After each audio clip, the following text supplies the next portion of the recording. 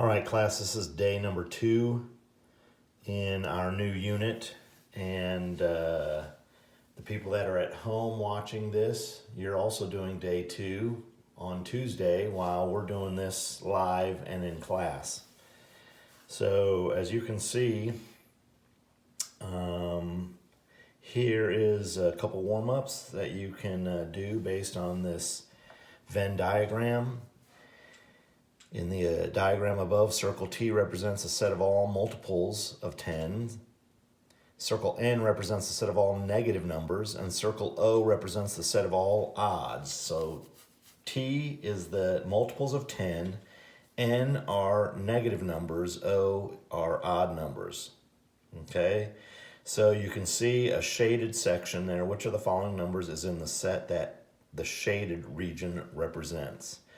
So remember, that shaded region is both in the tens and in the negatives. So which number is a negative multiple of 10? You guessed it. Answer choice A, negative 20. If 3ABC equals 24 and AB equals 4, then C equals what? 3 times A times B times C equals 24. AB equals 4. What does C equal? And you would be correct also, a whopping 2. Okay? All right, so here's our learning question for today. How do I divide monomials with exponents? Okay, so on day 1, we dealt with looking at multiplying, and we looked at powers raised to another power. Okay, so here we go with this. All right, so on number 1, 4 over 8, I can, as far as dealing with the exponents, 4 goes into itself once, goes into 8 twice, so I'm in essence dividing both by 4. And then there are 8 x's on top. 1, 2, 3, 4, 5, 6, 7, 8. And there are 4 x's on bottom. 1, 2, 3, 4. So it's like you can cancel out 4 of those, and you're left with then 4 on top. So in essence, it's just subtracting, and if there were more on top, you will end up with more than with your answer with the x's on top. If there were more on bottom, you'd end up with the x's more on the bottom. So as far as this one goes, what would this then simplify down to? Well, you have 1 and 4 x's. So in essence, you don't have to have that 1. You can just say x to the 4th over top of 2. So it's like saying 1/2 x to the 4th, but x to the 4th over 2 is the best way to write that. Okay? So on number 2, the 2 over the 6 is really 1 over 3. And this time there's 8 x's down here, so subtract. All right? All 4 of those will get crossed off, and you'll have 4 of these that get crossed off. So on top, you've got simply a 1. You have to have a placeholder still. And then you have 3x to the 4th down here. Okay? And then the last one on the top, on that row, 5x to the 4th divided by 5x to the 4th. Well, hello, that's an easy one, right? It's like saying 3 over top of a 3, or 7x over top of 7x, right? That's just a funky way of saying a whopping 1. Okay? All right, so now we're going to move on. Continuing with this, we've got 2 terms that we're going to look at, and we're going to do it 2 different ways. And then, shoot, I don't care. Whichever way that works best for you, I guess, is what you have to decide. So here what we have is 3x squared divided by 6x, and then that whole thing is raised to the 3rd power. So if we apply what we learned yesterday, that 3 is going to get applied to the 3, and it's going to get applied to the x squared. So then 3 cubed, right? 3 times 3 times 3 is 27 and then x to the 6th. Over top of that 3 also is going to get applied to the 6, so 6 cubed. 6 times 6 is 36, times another 6 is 216. And then x cubed, because that 3 gets attributed to the x as well. So 27 x to the 6th over 216 x to the 3rd. And then what I have to do is I have to see if 27 over 216 simplifies with a calculator. So 27 divided by 216, it comes out to a decimal, so I'm going to do it where I reduce the fraction, all right?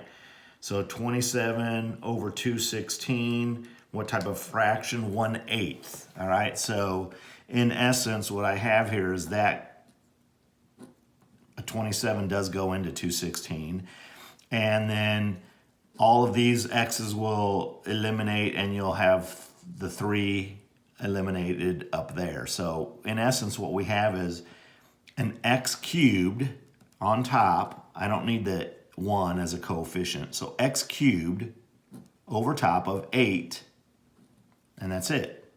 X cubed over 8. Okay? But here's another way to do it. Basically what we can do is we can realize that we could simplify the parentheses first. So 3 over 6, 1 over 2, the x squared and the x, so this x can get eliminated and this gets changed to just x to the 1st. So then what we really have is we have an x over top of a 2, and that's raised to the 3rd power. Okay? So that 3 gets applied to the x, it gets applied to the 2, and so x cubed on top over top of 2 times 2 times 2, which is 8. Same answer, but we did it 2 different ways. Now, I don't know which way works for you and which way you think is easier to do, but either you can apply the exponent that's outside of the parentheses to everything inside the parentheses and then start simplifying, or you can try and first reduce down, simplify down the inside the parentheses, and then apply the exponent at the end. Okay? All right. Another row of problems. Here is 5 and 6, and then we'll do 7. So, once again, whichever way that you like doing it is however you can go ahead and do it. And if you want to pause the video, feel free to pause it and do it first totally on your own. Okay, so yeah, go ahead and pause the video, and you can try these totally on your own.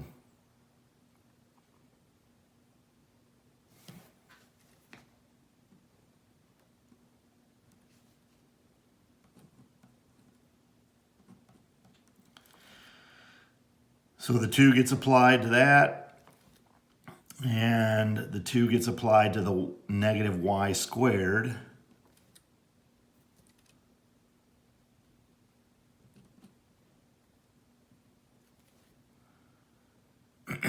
Two negatives make it then positive down in the bottom. There's nothing more that we can do there because the x to the 4th over top of y squared are not like bases, so I can't cancel things out as far as the exponents go.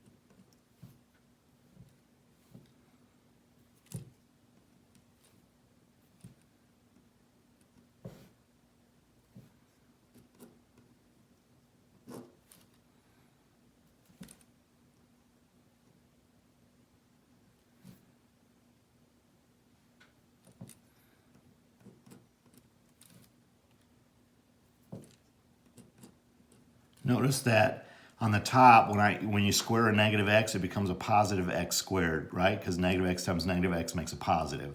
On the bottom, though, a negative x squared then gets applied to x cubed. So there's 3 times negative x squared times negative x squared times negative x squared. That's why it stayed at a negative x then to the 6th. So as far as our final answer, we're going to end up with a negative because there's that one negative right there. So it makes the whole fraction negative, okay? So then these x squareds cancel out 2 of those, so that's going to be x to the 4th down in the bottom. And these all y to the 6s is going to cross off 6 of those to make y squared up in the top. So negative y squared over x to the 4th is how that simplifies, okay? Let me switch over to the back side, see if we've got any problems. All right, so basically all we need to do is to summarize, and then you can try your hand at doing some of the homework, okay? So as far as when dividing, I guess maybe that first blank should be to line up the like terms.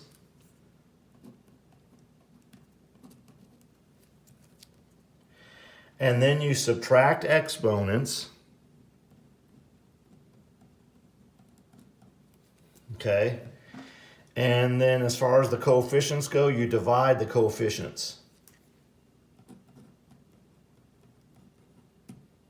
That first blank is kind of hard to really understand exactly maybe what they were asking for, but I guess I'm just thinking to line them up, get your like terms kind of lined up, and so forth. So looks like there's 18 problems there to do for homework. Obviously, at least I would say, do, how about this? Do 3 from each row, okay? Maybe 3 from each row. Actually, 2 from the first row. And then rows of 4, do 3. So you're doing like 14 problems. So pick 2 out of the first row, okay? Pick 2 out of this first row. And then the rows 4 through 7, pick 3. 8 through 11, pick 3. 12 through 15, pick 3. 16 through 18, pick 3. So you're only doing 14 problems. And then I believe I've got a ticket out the door, I think, for you to do on division, unless I just combined them and did multiplying and so forth. But look to see what ticket out the door you have. All right? And that's Tuesday, our second day in this new unit. All right?